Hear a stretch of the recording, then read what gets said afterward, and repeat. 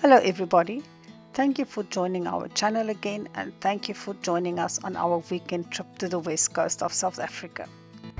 We are on the bridge at Veldrif and we're on our way to Dwarskersbos to camp there. You can see how full the river is after the recent rains.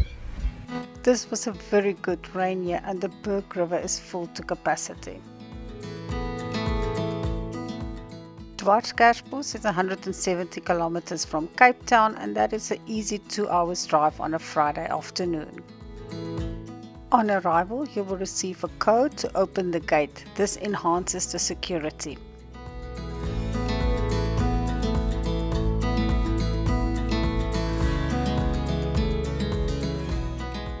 We did a quick drive-through through the camp.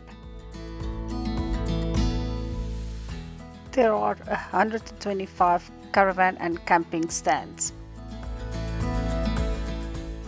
A couple of the stands are located next to the fence, but most of them are situated further inside.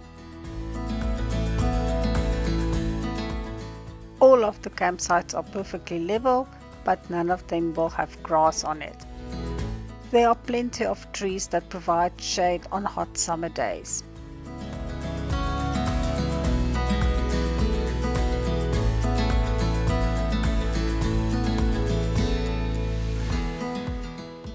There are also other forms of accommodation available, amongst which luxury chalets and 5 rondavels.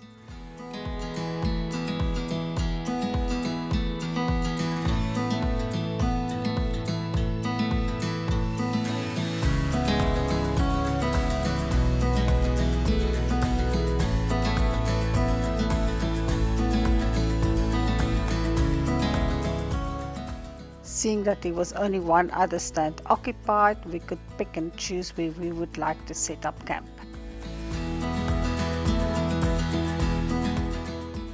We picked a stand right at the fence and quickly set up our camp.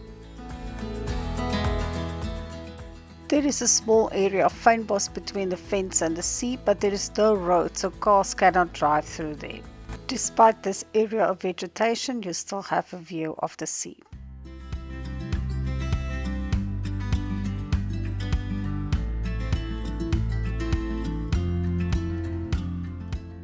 The sun was setting and Herzog was starting to prep for our braai. I enjoyed the beautiful sunset.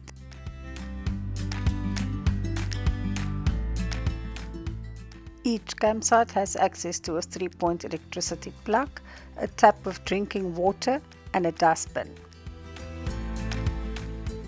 The braai area is shared between 2 campsites and features 2 braais built back to back. If you prefer more privacy, you might want to bring a small portable braai.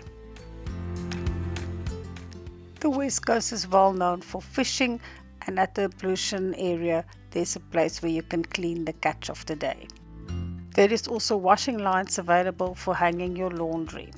There is a separate room with sinks for doing dishes and 2 washing machines available for your laundry for those long December stays. Inside the spacious and neat ablutions, you will find a couple of basins, flush toilets and showers with hot water. Remember to bring your own toilet paper. There are ample space to hang your clothes and there's a 3-point electricity plug if you need it. There are outdoor showers to rinse the sand and the salt water after a swim at the beach. There is another ablution facility which is similar but with a more modern touch. This playground will definitely keep all the kids busy while the parents are relaxing.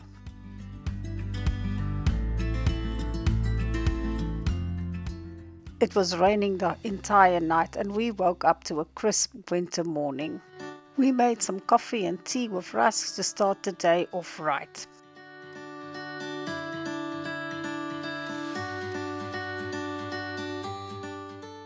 There was quite a few birds in the trees and we even spotted a woodpecker.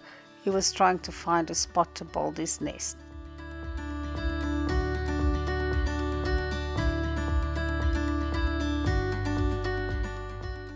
We did some exploring of the area and we ended up at the famous Bokkomlaan.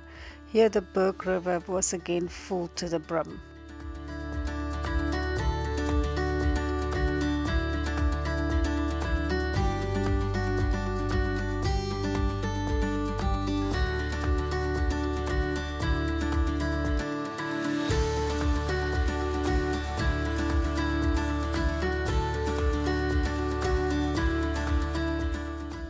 We ended up at Soever by Lapa, a restaurant right on the beach. We enjoyed some hot coffee and, quite appropriate for the area, snoek samosas.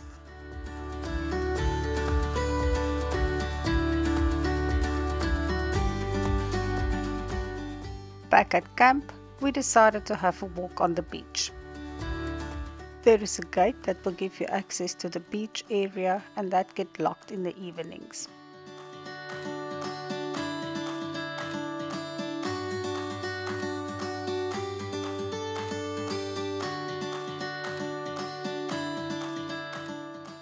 There are small little paths where you can walk and a couple of benches where you can just sit and relax and enjoy the view.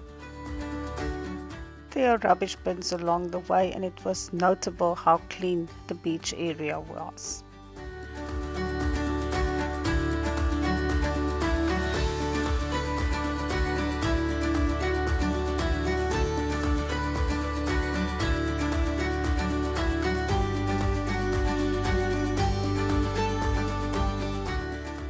It was time for supper again, and we had lamb chops, chicken kebabs and braaibroodjies. Yet again we were treated to a beautiful sunset. It was very cold, and we huddled close to our trusted Potjie King for some heat.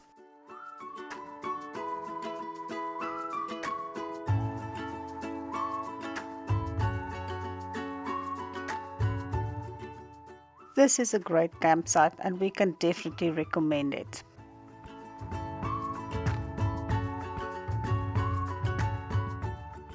Thank you for watching. If you liked it, please hit like and subscribe to our channel, and leave us some comments so that we know what you would like to see in the future. Happy camping!